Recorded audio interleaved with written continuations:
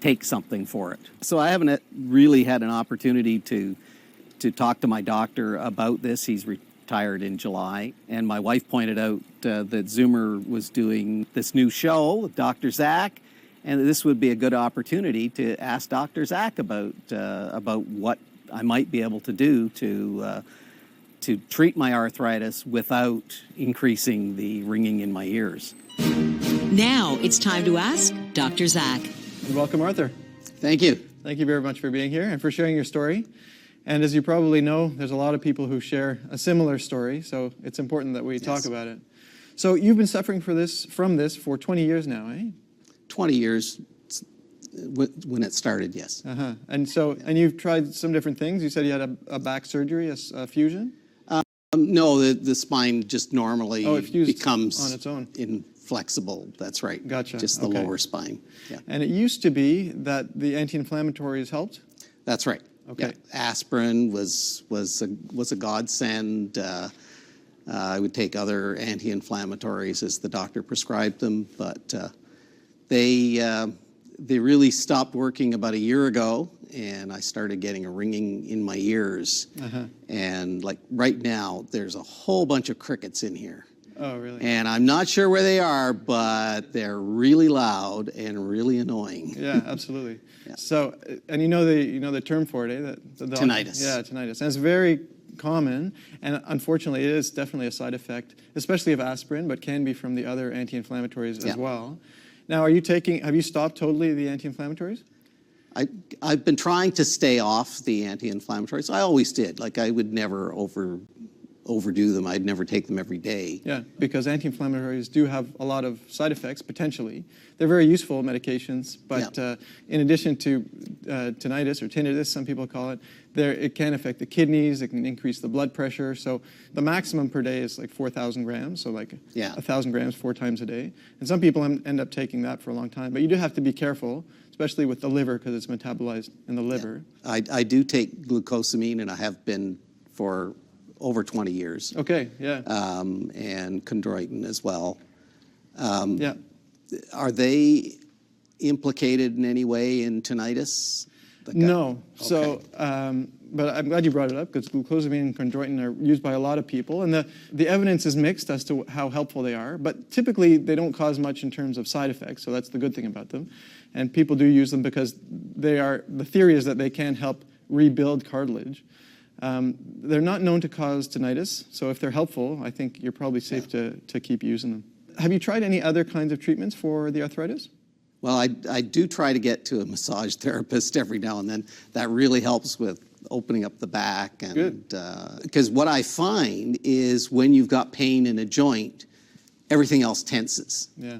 Because movement, then you're trying not to move to create the pain, so everything else is all tensed up. Yeah. That's why I started carrying a cane around all the time, because if I walk for more than 5 or 10 minutes, I start to tense all up, and everything starts. You get neck pain from it. Oh, absolutely. So, and that often what happens is someone with arthritis or with an injury in one joint, they end up accommodating, kind of exaggerating their movements on the other joint, and they end up with an injury on the other side. Arthritis, the most common being osteoarthritis, is a result of losing some of the soft tissue in between the bones, the cartilage. So basically the bones end up almost rubbing right on each other. It gets painful and stiff. And is yours worse in the morning? Does it get better if you work it out, or not necessarily? Yeah. It's a little tight in the morning or after a long drive. Then it loosens up, and then, as I say, if I walk for more than 5 or 10 minutes, I start to feel it. Like my joints are actually heating up. Yeah. And in yoga, for example, I can't do side plank because it's just too much pressure on the joints in my hands. Well, so I would say you're definitely doing the right thing, because you're still active, That's one of the most important things. You have to stay active. Sometimes with a lot of joint problems, people are tempted not to be active because, they have pain. And sometimes that's the right thing to do. But in the case of arthritis, and the problem is the less active you are, the more stiff you get, and it actually doesn't help matter. So the fact that you're active is very important. Medications, we talked about a little, like the acetaminophen, and if you can find an anti-inflammatory that doesn't make your symptoms worse or at a low dose, that's nice. If you can't, you think there might be one that... There may be. There's a whole slew of Okay. them, including there's there's the COX-2 inhibitors. You can talk to your sister about it. There's different classes of them. Okay. But there is potential. Aspirin's certainly the worst for causing tinnitus. So hopefully there's the potential for another one not to cause that. But they all have potential side effects. But it may be worth a trial of another one for sure, because there are a lot of different ones out there.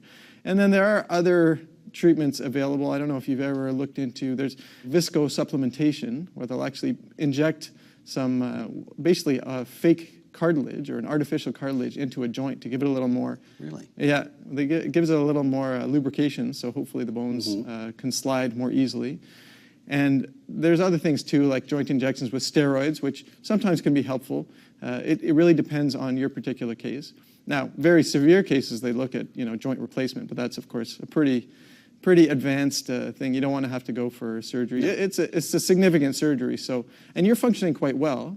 It's worth mentioning also that they always say the more weight that you have on the joints certainly puts more pressure on. So if you're able to lose a little weight, I was a lot thinner before my knees started. That's the problem. Causing problems. Yeah, exactly. But I can't walk enough to get the weight off. Yeah, exactly. And most physical exertion that'll actually decrease your weight requires you to put a fair bit of weight and pressure on your knees. There's not that much. Actually, a lot of people with arthritis sometimes take up swimming because it's low impact compared to obviously walking or jogging is really high impact. Right. But having said that, anything you can do is helpful. And Keep active. Keep active, for sure. And all those things I mentioned also may hopefully be of help. Now, Dr. Zach's prognosis. Arthur has arthritis. He has arthritis that bothers him in the base of his thumb. He has it in both knees, and he has it at the bottom of his back. Ultimately, what I recommend for Arthur is exercise and weight loss. Now, it's time to ask Dr. Zach about the organ of sight and how to keep your eyes healthy. We all know that the eyes are the windows to the soul. But what happens when your eyes become a serious cause of discomfort and pain for you on a daily basis? Many times, problems with the eyes are related to allergies. Unfortunately, this is not always the case, and medical care may need to be provided. To learn more about the eyes, let's take a look at the Blasen medical animation. The eye is the organ of sight. Photoreceptors in the retina detect light and convert it into electrochemical signals, which are sent to the brain via the optic nerve.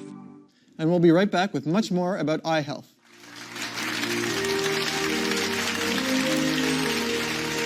Still ahead, my eyes are really dry. They hurt. I'm constantly struggling with something. I'm hoping Dr. Zach can answer some of my questions about how to make my everyday living a little bit easier.